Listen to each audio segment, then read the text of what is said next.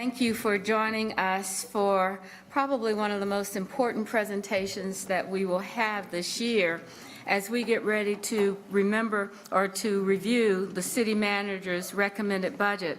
So I want to say good evening and welcome to everyone that's joining us either virtually or in the room today.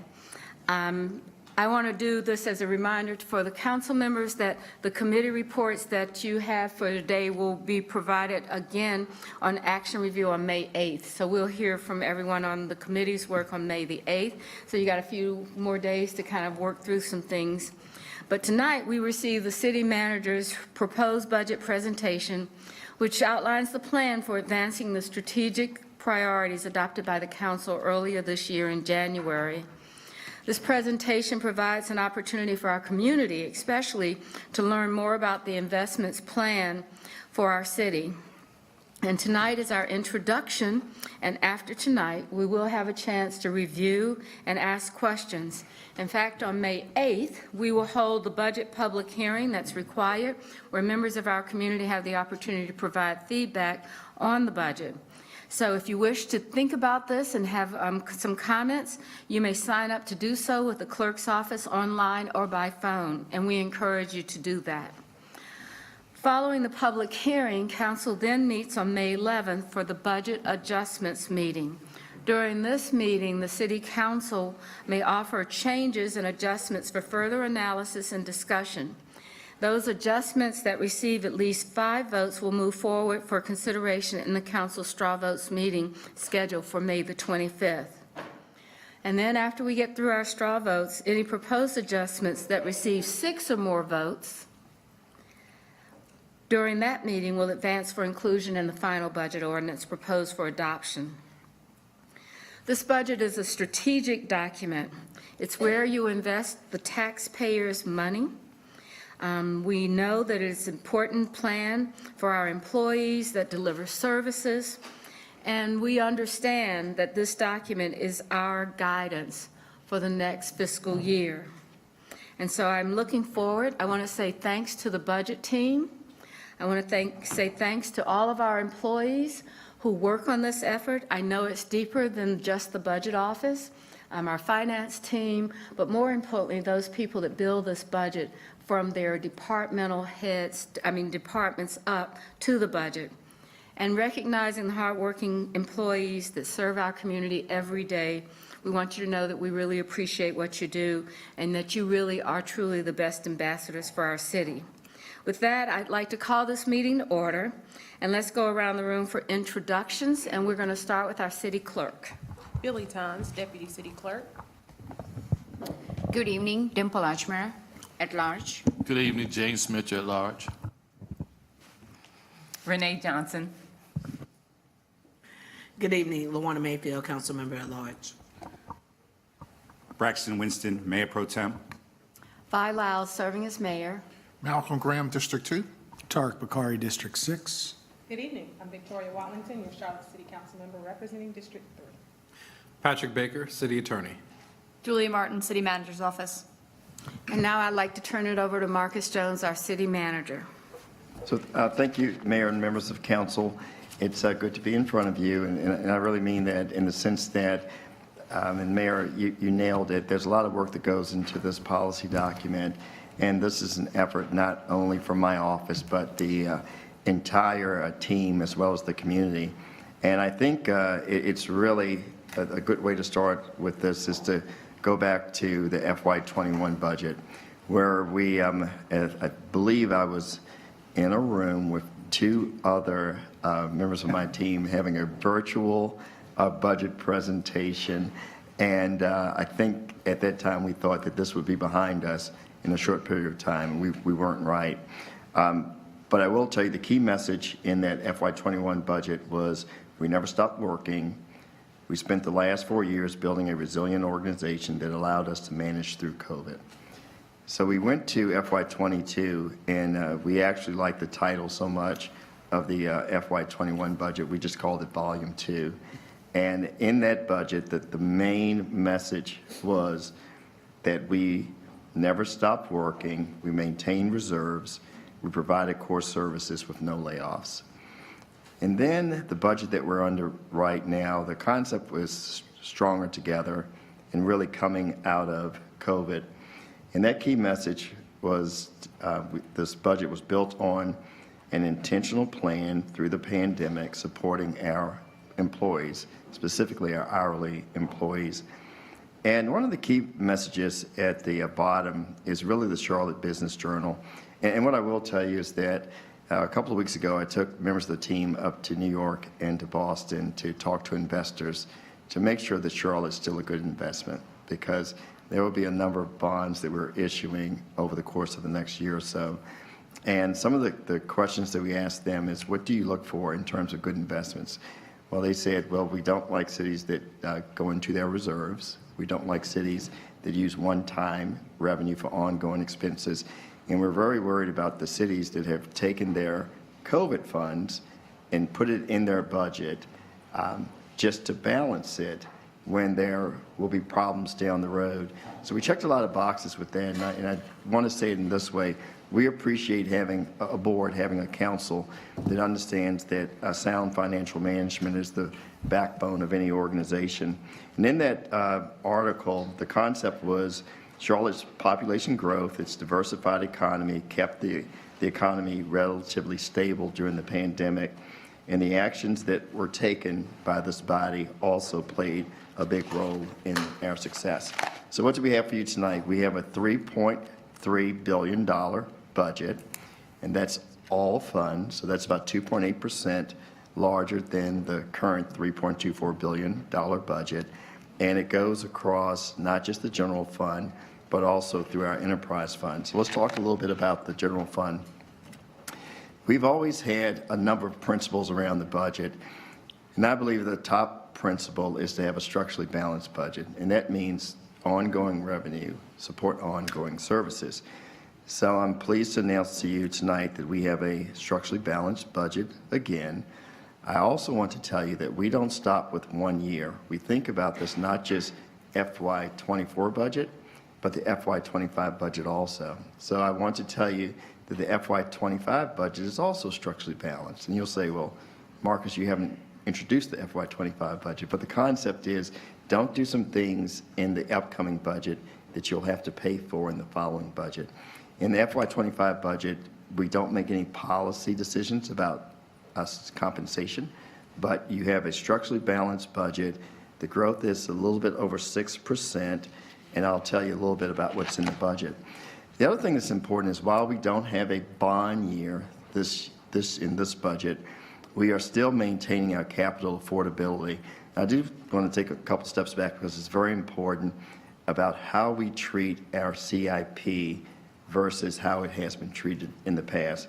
So we think about these in terms of 4 bond cycles, and if you go all the way back to 2007, there was 4 bond cycles, and the property tax was raised 2.67 cents to support those 4 bond cycles.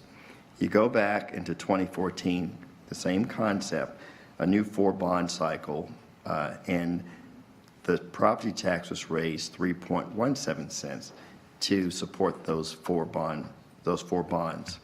I will tell you that as we started these next 4 bond cycles, and you'll see FY25, which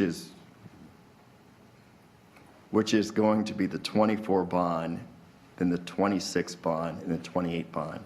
There were no property tax increases in order to support those bonds, and we've introduced what we call the steady state.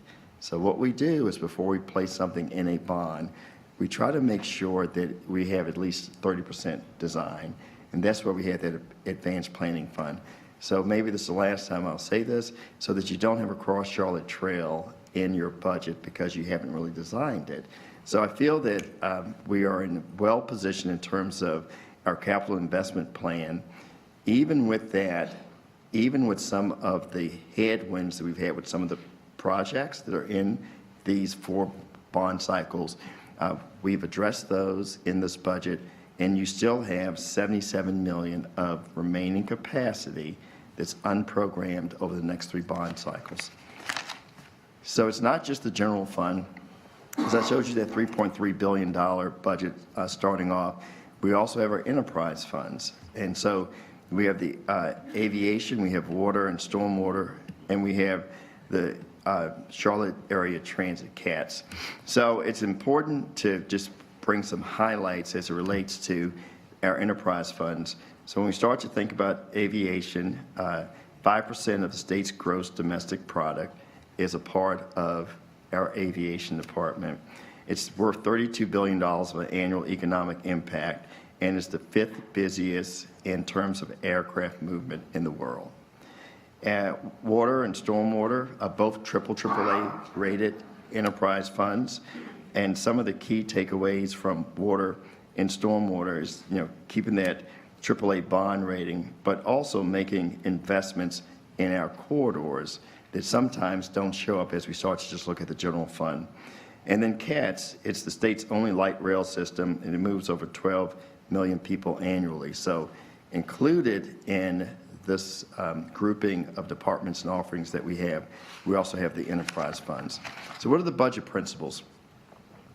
We listened to council, especially during the January annual strategy meeting. We also listened to our own employees, and we had surveys and meetings in the community. So in our listening sessions that occurred in March, more than 300 people attended, either in attendance or viewed it. And we also had a budget survey that had over 1,000 responses. And so through that, we came up with these 4 budget principles, which were focusing on the council priorities, remaining a well-managed government, investing in our employees, and investing in the residents. So you'll recall this from the annual strategy meeting back in January. So we have those 4 strategic priorities. They remain the same: great neighborhoods, safe communities, economic development, and transportation and planning. But in terms of the key initiatives, the council had to tweak this year. So we've had affordable housing, we've had the 2040 plan in the UDO with the CAP being included in that. We've had our corridors of opportunity with Safe Charlotte included in that. But what occurred during the council annual strategy meeting, I want to say retreat, but we don't call it that. We made sure that arts and culture, which we are in year 3 of that initiative, became a subset, if you will, of Hire Charlotte. But you also wanted to pull out and lift up workforce development. And 2 additional new initiatives were small business and minority business development and the digital divide. And as we go through this presentation today, we'll show hopefully how we begin starting to address some of the additional initiatives that the council brought up in January. So let's talk a little bit about these 3 key initiatives: the digital divide, workforce development, and small and minority business development. And in terms of the digital divide, we've added 2 positions to help implement the program, which I'll talk a little bit more about later. In terms of workforce development, I've added a special assistant to the city manager's office for workforce development, as well as internally, we've staffed up a bit in HR. And then lastly, in small and minority business development, we've added 3 positions to Charlotte Business Inclusion, as well as lifted it up to establish it as its own office, which you will see in the budget book. So as we start to think about council priorities, I believe we begin to address them. We haven't finalized or locked anything down in terms of having an opportunity for you to have this budget, but we think we're on a good path.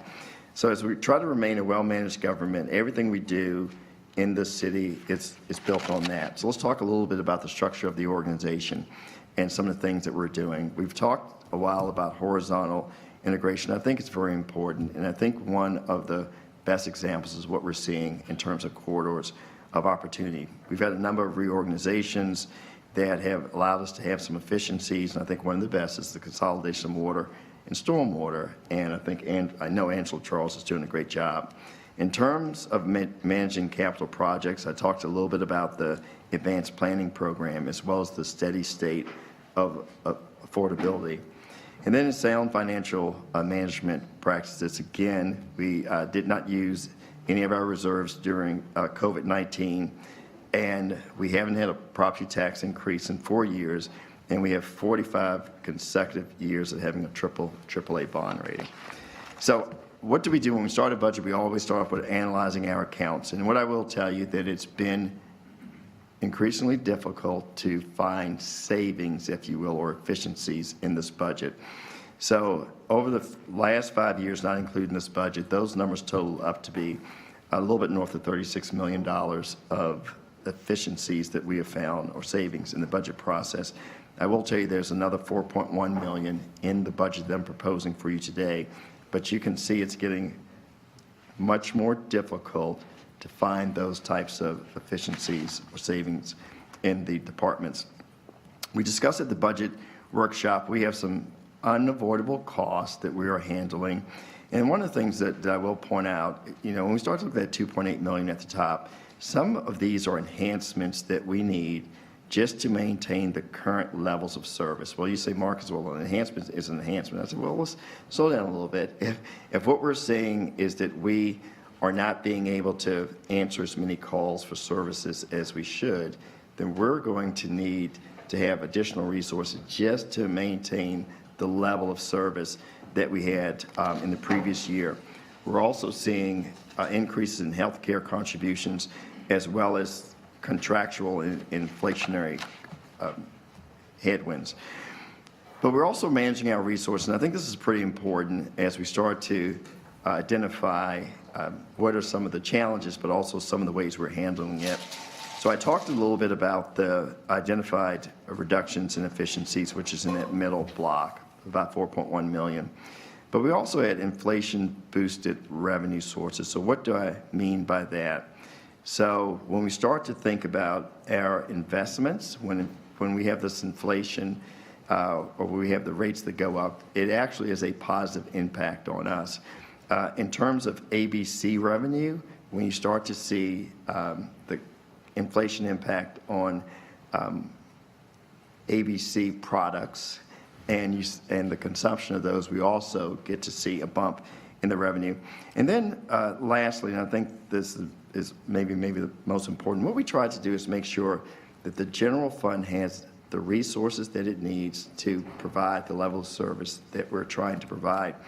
And so what we also did is we took a look at PAYGO, and as we started to look at PAYGO, we said, oh, there are some opportunities for us to channel some of that money back to the general fund to help support our operations, and that was worth about $3.8 million. Where I don't see it as a problem is because as we start to think about FY24, and the current fiscal year will end with a surplus, and some of that surplus goes to PAYGO.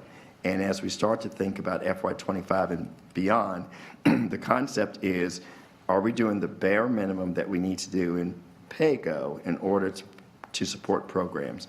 So there may be some things that we've done in the past, like having $10 million for the corridors of opportunity.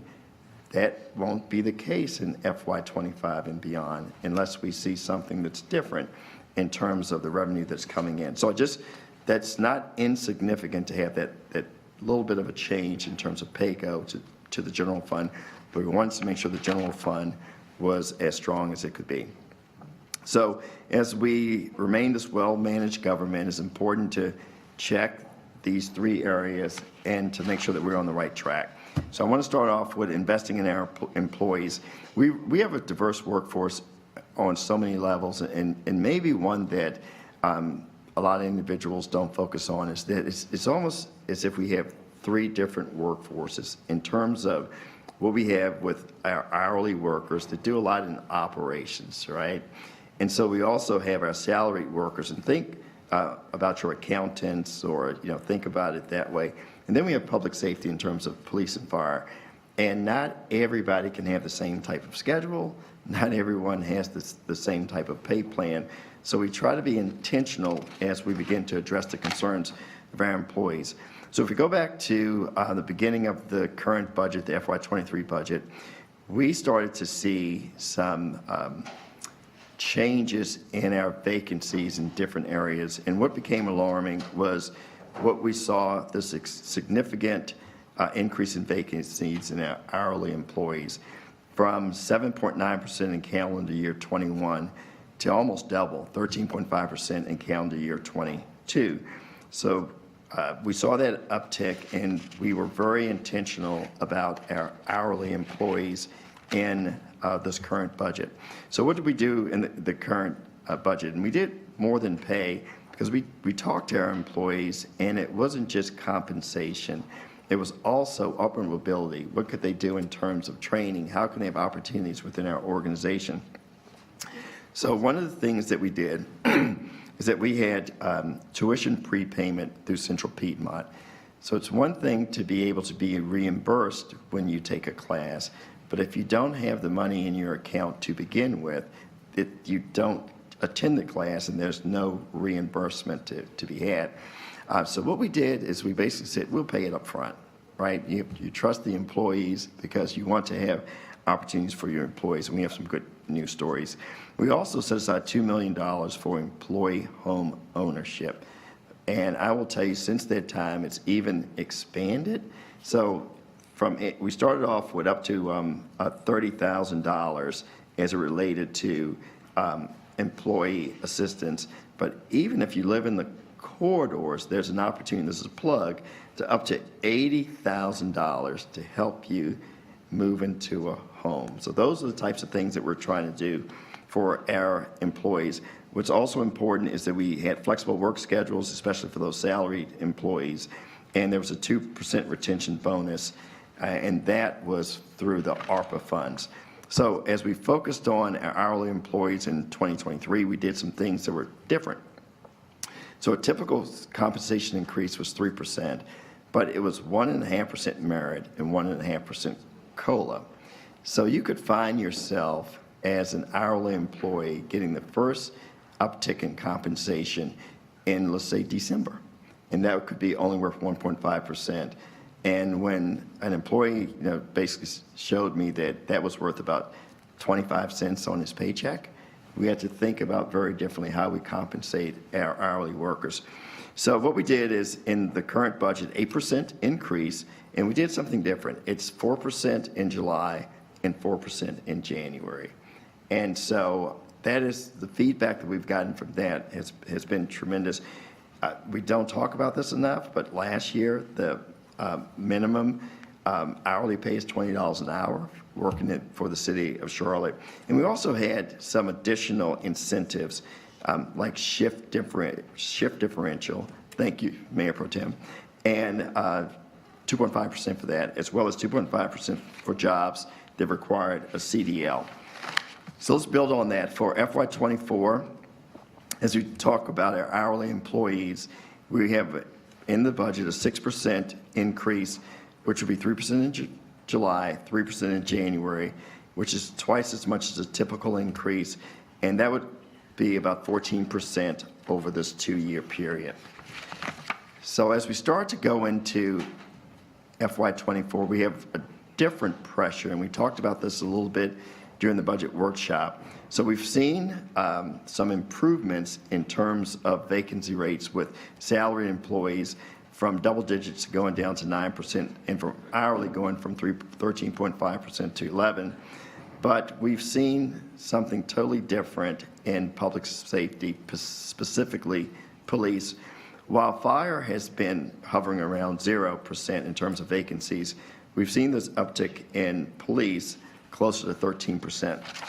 So we previously worked with police and fire on a multi-year plan in order to make sure we attract and retain. And I think here the key takeaways from police, what we did was reduce the number of years to get to top pay. Police officers all now have 5% steps. As a budget-saving mechanism a decade or so ago, some of those steps got reduced to 2.5%. We added 2 senior police officer steps to allow for increases for top out. And in fire, we reduced the number of years to top pay, and we also made some additional contributions to their 401k match to match what police was doing. The results, that third box, top pay increase for police officers by 14% and firefighters by 15%. That's with a 4-year degree. And we also had a commitment to continue working on that. So here's our big challenge, and I would go back all the way to the early 90s. There are a number of police officers, when there was a push in the early 90s to fund more police officers, those individuals are now approaching 30 years, and they're ready to retire, okay?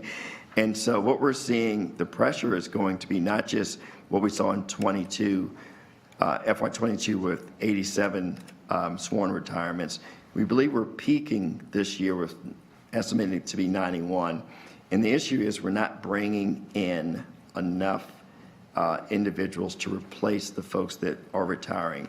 As you can see in this chart, we believe it starts to thin out a little bit in the out years, but right now we're just in the middle of it.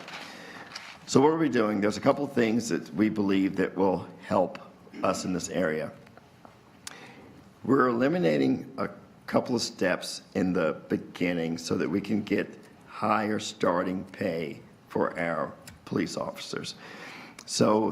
And we learned that we were losing police officers at a critical point right around that step 4, step 5. So 2 things we're doing in terms of recruitment and retention. One is that we're increasing the starting pay by 10.5%, and we're having this consolidated step early on in a police officer's career so that there is this willingness to stay on for that 10% bump. So the new starting officer pay with a 4-year degree would be almost $63,000, $62,911 to be exact. So let's talk a little bit about top pay. So one of the things that we've talked about with police is not just what the top pay is, but getting to top pay faster. So a couple of things that we have in this budget is we are adding 2 additional SPO steps, if you will, that allows for the ability to have higher top pay. And similarly with the sergeants, what we're doing is we're eliminating the first step and adding a new step so that top pay for sergeants could also be higher.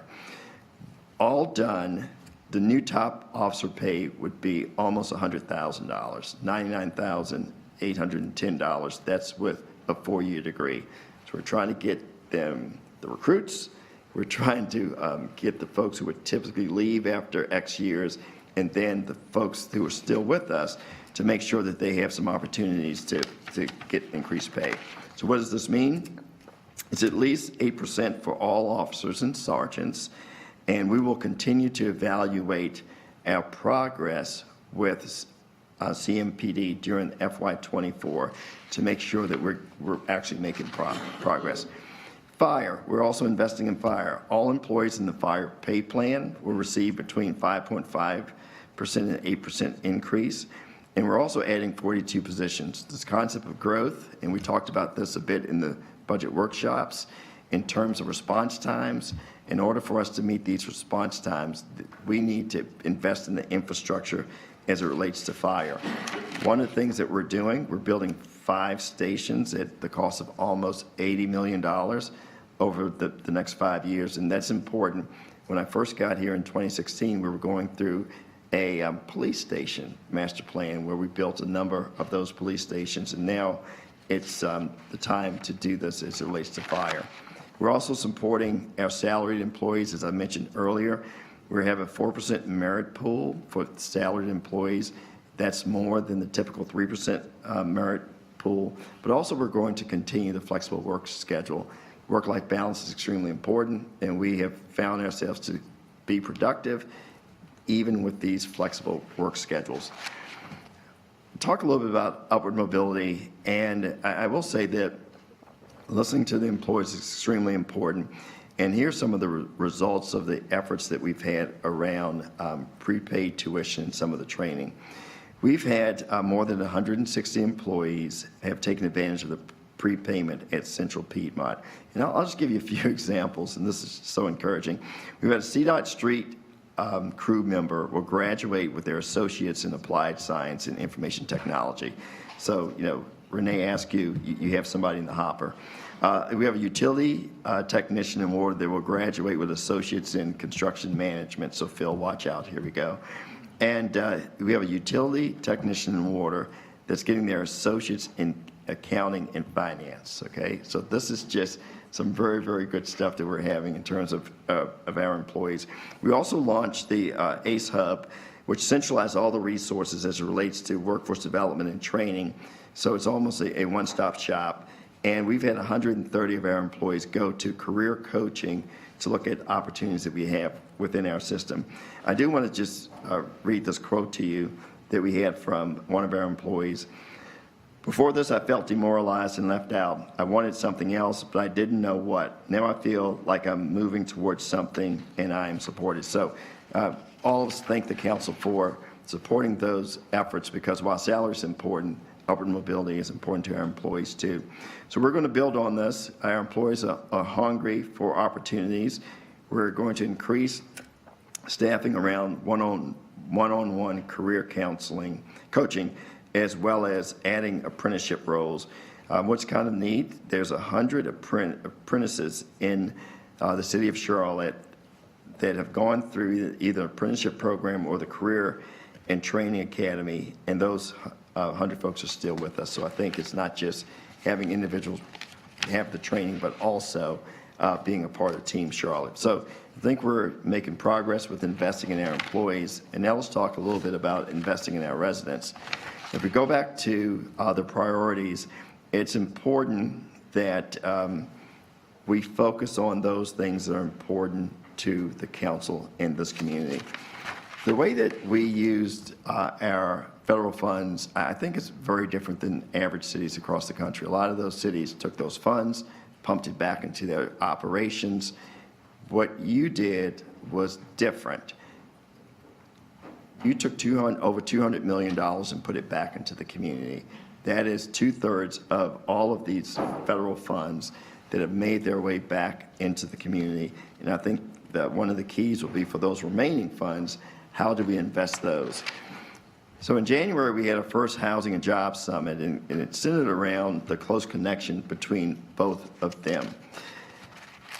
And one of the things that occurred, or is occurring with this current budget, is we set aside resources in order to begin to address infrastructure and to reduce displacement.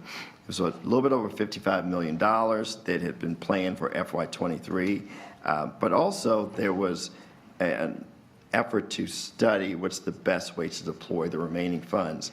So we have had our pilots and we've also had a number of policy oversight groups that have looked into how we can best utilize the remaining funds. One thing that's new to us right now to add to that pot of funds is that the Transit-Oriented Development Ordinance and the Affordable Housing Development Bonus Program and the fee in lieu option has provided us funds, and it's worth the tune of about $13.4 million. I will say $7.4 million is already in our hoppers, right? So that is something that we are able to use that can help us with affordable housing. So where we are right now, we'll continue with this holistic approach. That $55 million is down to about $21 million, but you have done some amazing things in terms of affordable housing and making sure that there are units available to our residents. When we add the $4.7 million, it's a little bit over $25 million, and there's still work that's being done as it relates to the Nest Commission, Equitable Development Commission, as well as the Housing Safety and Community Safety Committee. So resources there, and we're trying to make sure we deploy those in the right way. So why do I bring that up? So revaluation, I know we're deep into this, and I know it's the first time I'm talking about it, but I did want to set the stage. So this revenue neutral rate for the city would be 2604, and that's down from the 3481. We've had the conversation during the workshops, and it's important to just say tonight that at a revenue neutral rate, there's no additional funds for the city to address many of the things that I've been talking about up until this point. So before we even get to what the rate is going to be for the city, I do want to mention that we talked about this in the last budget workshop, that we are partnering with the counties to support our residents. and I am proposing to put $4.2 million of ARPA funds into the Mecklenburg County Homes Program. So how does this work? It's for homeowners in their home for at least 3 years and earning less than 80% AMI. It provides assistance of 25% of the city's tax bill up to the median home value, and it reduces the tax bill. It reduces the tax bill directly. While we tried to do many good things with aging in place, it was a grant program, and so it was difficult for us to administrate it, and you'd pay your taxes, and then you could get a check. This is very different, that it reduces the bill, and I've talked to the county manager, and we'll work in collaboration together with that, so we're really excited about that. As we start to look at our corridors and we look at economic mobility and opportunity, we have been very successful in a short period of time with corridors, but it's not just because of the city, it's also because of our partners. So when you look forward to the next bond, which has about $10 million and is associated with corridors, we have about $68 million that we have programmed for corridors. But it's not just us, it's some of our partners like the United Way, the Wells Fargo, Fifth Third Bank, that's over and above that are doing work in corridors. And that's what we try to do. We try to leverage our resources from our private sector friends. So corridors, we have $5 million in the proposed budget for corridors. I mentioned earlier there's $10 million in the next bond. And we're finishing those last couple of playbooks. We would have had an opportunity, as we've seen some of the great projects on Beatties Ford Road, some of the great things that are happening West Boulevard, and now as we implement and as we finish out the last playbooks, I think we'll be in a position with our partners to do a whole lot more in our corridors of opportunity. Safe Charlotte is very important. We have investments in this budget for Safe Charlotte. Our alternatives to violence, we have 2 new sites. We're expanding the CARES team. In terms of Atrium Health, we are continuing with our hospital-based violence interruption program, and we're one of the few cities in the country that has both an alternative to violence and a hospital-based violence interruption program. I put these together because, and this is the story that I don't think we talk about enough. So between what we're doing in policing and Safe Charlotte, and in 2022, violent crime was down 5%, and through the first quarter of this calendar year, violent crime is down 6%. We've always learned when it's up, when it's down, you don't take total credit for it because it goes up and then all of a sudden somebody says what happens. But this is what's going on, and I think it's because it's a community effort and it's not just CMPD who are doing a great job. One of the priorities as mentioned earlier that got lifted up is dealing with small and minority-owned businesses. I just wanted to make sure that we put out there that we have $1 million associated with CBI, as well as 3 additional positions, and we're continuing to fund AMP Up and Next CLT, which are just 2 great programs. In terms of Hire Charlotte, we are continuing to emphasize the council's recent approval of the Employer Job Seeker Connect platform, as well as the Career Navigators. And then, in terms of the digital divide, we're starting to witness success. The Access Charlotte program, while it's complete, we have some early great returns from it. When you start to see homeowners without a computer going down by 25%, and homes without internet access going down by 16%, it's time to double down on what we're doing with the digital divide. So we're providing 2 additional resources there.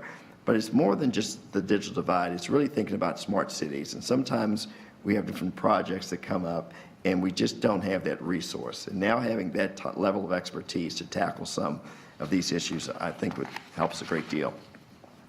In orientation, we talked a lot about quality of life issues. We talked about boulders, rocks, and sand, okay?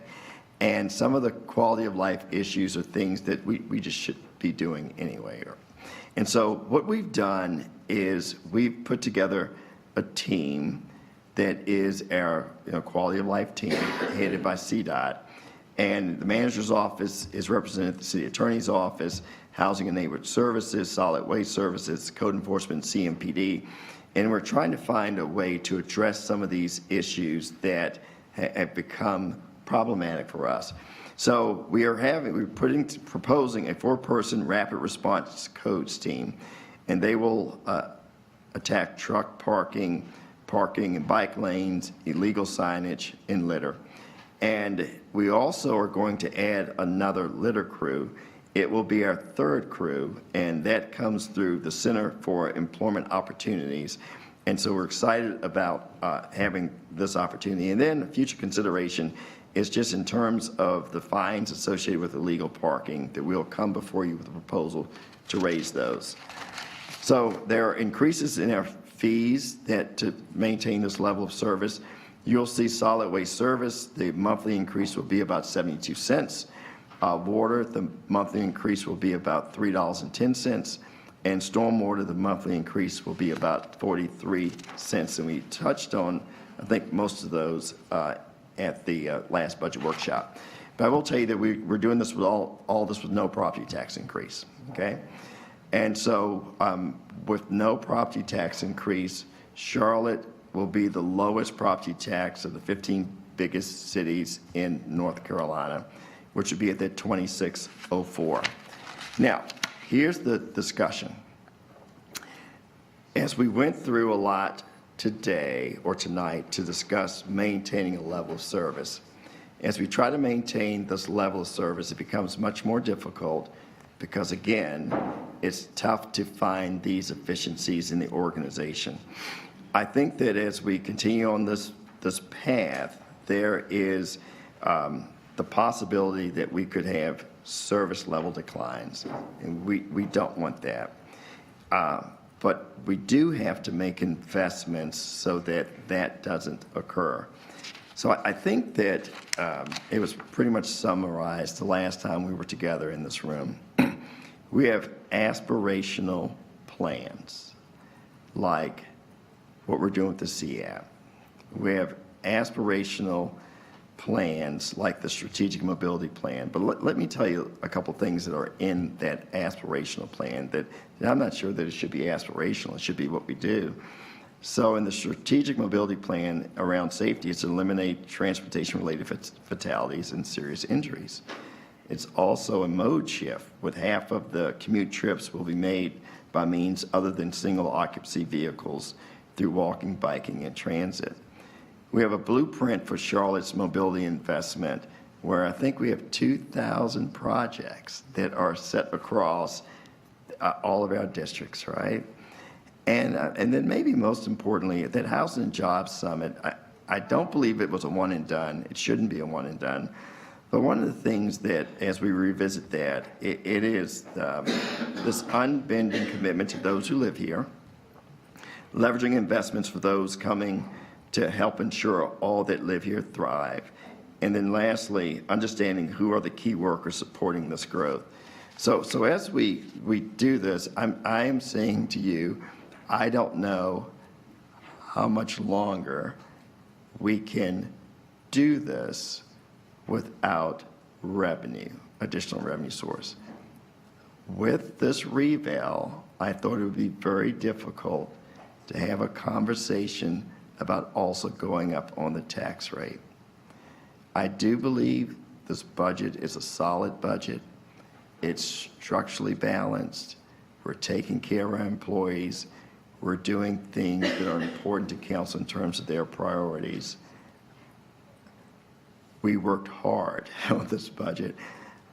It is just, if we need time to have a discussion about more revenue, I would hope that time starts tonight, so that as we look at future budgets, and if we're having big, hairy, audacious goals, we won't be able to do it with the type of budget that I'm putting towards you tonight. So with that said, I am about, Madam Mayor, to give this to you. You've talked about the next steps. I don't think I have to repeat the next steps. It is the council's budget. We will provide you whatever resources you need with that. I'm very thankful for Ryan Bergman, Teresa Smith, the entire, organization, and I think I've given you time to make it to the basketball game. Thank you. Thank you. Mr. Jones, I want to say thank you for your presentation, thorough, but now it is the time for the council to make these decisions of what goes on. So first, we should be looking forward to the public comment again on May 8th. But there are many ways to contact the City of Charlotte for your comments, and the budget will be on the city's website. The other thing that I think is that we know on May 11th, all of us as individuals on this council have to then decide what they want to suggest as any change or any focus toward the budget that's different than what the manager has recommended. So I believe that the staff is giving us notebooks that weigh about 2 or 3 pounds. I'm not sure how many pages are in it, but we want to say that to the staff and the team that put it together, thank you. We know that this has been a tremendous effort and one that we should be really taking very careful consideration. I think the final thing is I heard the managers challenge us on having a discussion about what we see long-term for the future that we have to do, not just balancing this budget today and over the next several weeks. So with that, I want to say thank you to everyone. This meeting is now adjourned.